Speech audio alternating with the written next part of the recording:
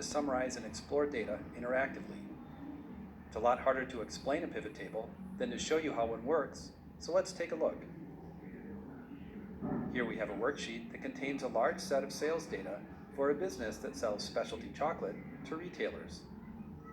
This data contains columns for date, customer, city, state, region, product, category, quantity, and total sales.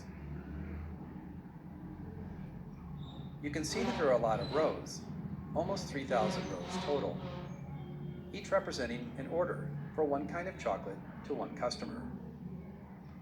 In its current form, this data is hard to understand because there's too much detail. To make sense of the information, we need to summarize it, and a pivot table is the perfect tool. Before we look at the pivot table, let's quickly check the total of all sales. If we select column I and check the status bar, we can see that the total is over $278,000.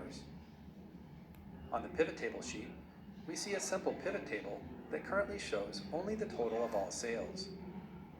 Notice that the total matches the number we just checked manually. Building a pivot table is the process of answering questions you have about the data. For example, what are total sales by customer?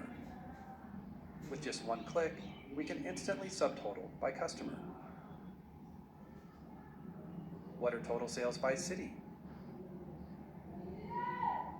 What are total sales by product? Or product sales by state? Or product sales by year?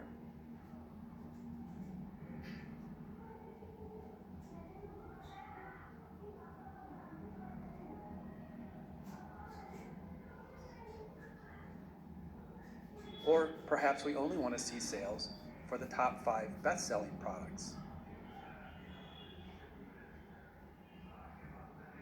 A pivot table makes answering these questions easy. A pivot table is a tool that allows you to explore large sets of data interactively. Once you create a pivot table, you can quickly transform huge numbers of rows and columns into a meaningful, nicely formatted report.